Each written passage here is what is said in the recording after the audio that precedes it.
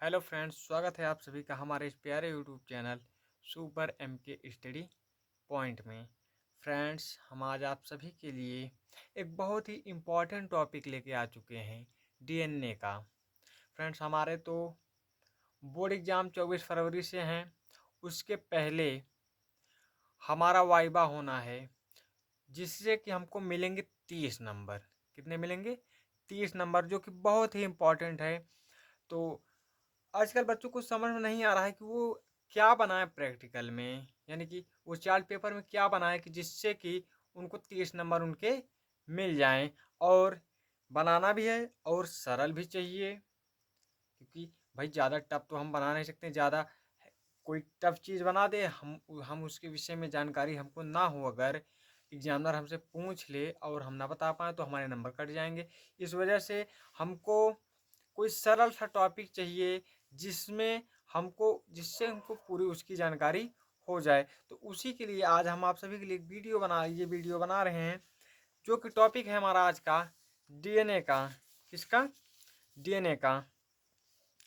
DNA से संबंधित जितने भी प्रश्न पूछे जाते हैं, वो सभी प्रश्न इस वीडियो में आपको मिल जाएंगे। तो हम बारी बारी से उन प्रश्नों को आपको बताएंगे। तो चलिए हम लोग वीडियो में आगे बढ़ते हैं और उन प्रश्नों को बारे में जानते हैं। देखिए फ्रेंड्स, हमारे डीएनए का जो है स्ट्रक्चर कुछ इस प्रकार से होता है। थोड़ा वीडियो में पूरा नहीं आ रहा था लॉन्ग में, तो देख लीजिएगा। कुछ डीएनए का ऐसा कुछ स्ट्रक्चर होता है हमारा, इसको बोलते हैं न्यूक्लियोटाइड। क्या बोलते हैं? न्यूक्लियोटाइड। तो चलिए हम लोग उन प्रश्नों को जानते हैं जो कि हमारे डीएनए से संबंधित होते हैं। आप लोग चार्ट पेपर में बहुत ही बेहतरीन तरीके से और सफाई के साथ में जो है बनाइएगा चित्र को, ताकि हमें पूरे 30 नंबर मिल जाएं।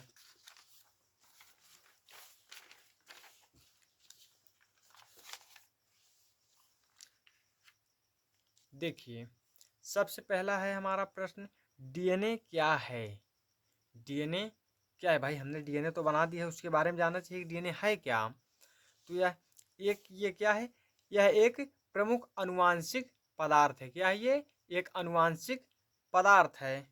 चलिए, इस प्रश्न को आप लोग बहुत ही ध्यान लगाकर अगर आप लोग एक बार देख लेंगे तो आपको याद हो जाएगा। लिखने की आवश्यकता नहीं है हमको। लिखने की आवश्यकता होगी तो आप लोग लिखते भी चलिएगा। उसके बाद हमारा दूसरा नंबर प्रश्न है, डीएनए का पूरा नाम क्या है? भाई, डीएनए तो है, शॉर्ट में है, हमें इसका नाम जानना जरूरी है। अगर एग्जामिनर ने हमसे पूछ लिया कि भाई डीएनए का पूरा नाम बताइए, आप क्या बताएंगे? हम इसका पूरा नाम है डीऑक्सीराइबो न्यूक्लिक अम्ल। क्या है? डीऑक्सीराइबो न्यूक्लिक अम्ल। इंग्लिश में से बोलते हैं डीऑक्सीराइबो न्यूक्लिक एसिड बोलते हैं। क्या बोलते हैं? इंग्लिश में अगर होगा तो अम्ल की जगह सिर्फ हमारा एसिड हो जाएगा। हिंदी में क्या है? डीऑक्सीराइबो न्यूक्लिक अम्ल। उसके बाद में है हमारा, डीएनए की खोज सर्वप्रथम किसने की थी? डीएनए की खोज सर्वप्रथम किसने की थी? इसको किए थे फ्रेडरिक मिस्चर ने। ध्यान दीजिएगा, कहीं कहीं ये चा नहीं रहे, सिर्फ मिसर रहता है। क्या रहता है? मिसर रहता है। तो किसने खोज की थी डीएनए की सबसे पहले? वो किए थे फ्रेडरिक मिस्चर ने। उसके बाद में हमारा चौथा प्रश्न है मित्रों, डीएनए डीएनए की द्विकुंडलीय संरचना का पता किसने लगाया था? यानी कि जो ये डीएनए है, इसकी जो कुंडलियां हैं, इनका पता सबसे पहले किसने लगाया था? वाटसन तथा क्रिक ने। किसने लगाया था? वाटसन तथा क्रिक नाम के साइंटिस्ट थे, उन्होंने इसका पता लगाया था। उसके बाद में है हमारा, डीएनए कहाँ पाया जाता है? भाई, डीएनए तो है, डीएनए पाया कहाँ जाता है? अगर हमसे एग्जामिनर ने पूछ लिया डीएनए कहाँ पाया जाता है, तो हमें वो जानकारी होनी चाहिए। क्योंकि हम डीएनए बनाए हैं, तो वो पाया जाता है केंद्रक में, यानी कि न्यूक्लियस में। कहाँ पाया जाता है? न्यूक्लियस यानी केंद्रक में। पहले इसका नाम डीएनए नहीं बल्कि न्यूक्लिक था, लेकिन बाद में इसे न्यूक्लियस कहा गया, सॉरी, डीएनए कहा गया। उसके बाद हमारा छठा नंबर प्रश्न है, डीएनए में उपस्थित नाइट्रोजन क्षार कौन कौन से, यानी कि ये हमसे पूछा डीएनए में नाइट्रोजनी क्षार जो होते हैं वो कौन कौन से हैं। तो देखिएगा इसमें 4 क्षार होते हैं, कौन कौन से हैं देखते हैं हम लोग आगे। एडेनिन, ग्वानिन, साइटोसिन और थाइमिन नामक 4 क्षार जो है हमारे डीएनए में उपस्थित होते हैं। नाइट्रोजनी क्षार कौन कौन से हमारे 4, adenine, guanine, cytosine, thymine. Adenine को हम ए से दर्शाते हैं, ग्वानिन को जी से, साइटोसिन को सी से और थाइमिन को टी से दर्शाते हैं। चलिए आगे हम लोग जानते हैं।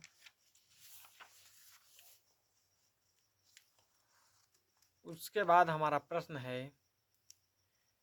डीएनए खंड को किस एंजाइम की सहायता से अलग किया जाए, यानी कि डीएनए को किस एंजाइम की सहायता से काटा जाता है। या फिर एग्जामिनर हमसे पूछ लेगा कि डीएनए काटने वाली कैंची का नाम बताइए, भाई ऐसे भी पूछ लेगा, उसका विचार जैसे भी एग्जामिनर का मन हो वैसे पूछेंगे। तो हमें उसमें घबराना नहीं है, हमें सब कुछ ध्यान में रख के बताना है।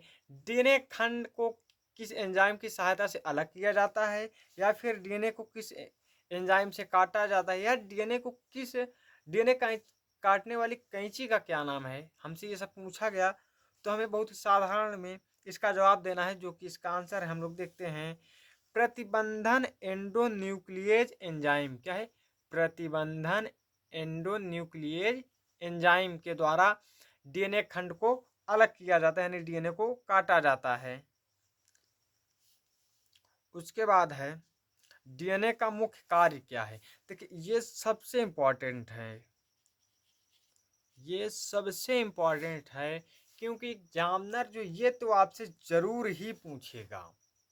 अगर आप इसको बनाए हैं डीएनए, तो डीएनए में सबसे पहले वो ये सवाल जरूर करेगा कि डीएनए का मुख्य कार्य है क्या। भाई डीएनए है तो उसका कार्य भी तो हमें जानना है कि डीएनए कार्य क्या करता है। तो उसका कार्य है आनुवांशिक लक्षणों को अगली पीढ़ी में ले जाना, यानी कि जो पहली पीढ़ी का आनुवांशिक लक्षण है, ध्यान दीजिए आनुवांशिक लक्षणों को क्या करता है, अगली पीढ़ी में ले जाता है। उसके बाद है डीएनए खंड को किस एंजाइम की सहायता से जोड़ा जाता है। अब यहाँ पे देखिए हमने पढ़ा कि डीएनए खंड को किस एंजाइम की सहायता से अलग किया काटा जाता है, वो था प्रतिबंधन एंडोन्यूक्लिएज एंजाइम। लेकिन हमारा जो यहाँ पे है ये पूछ रहा है कि डीएनए जो खंड है उसको किस एंजाइम की सहायता से जोड़ा जाता है, क्या किया जाता है, जोड़ा जाता है। तो वो है हमारा लाइगेज। क्या है, लाइगेज जो है हमारा लाइगेज एंजाइम जो है इसकी सहायता से डीएनए खंड को जोड़ा जाता है। उसके बाद में हमारा आखिरी प्रश्न है, अगर हम कुछ भी ना बता पाए तो वो जरूर एक सीधा सा सवाल हमसे पूछेगा कि डीएनए की जो श्रृंखलाएं हैं उनके बीच की दूरी कितनी होती है, यानी जो श्रृंखलाएं हैं डीएनए की उनके बीच की दूरी कितनी होती है। तो वो होती है 20 एंगस्ट्रॉम। कितनी होती है, 20 एंगस्ट्रॉम, 20 एंगस्ट्रॉम दूरी होती है हमारे डीएनए श्रृंखलाओं के बीच की। तो मैं आशा करता हूं कि आप सभी को हमारा वीडियो अच्छा लगा होगा, और जो भी हमने बताया वो बहुत ही बेहतरीन तरीके से आप सभी को समझ में आया होगा। तो आप लोग वीडियो को लाइक करेंगे, और यदि चैनल पर नए हैं तो चैनल को सब्सक्राइब कर लीजिएगा।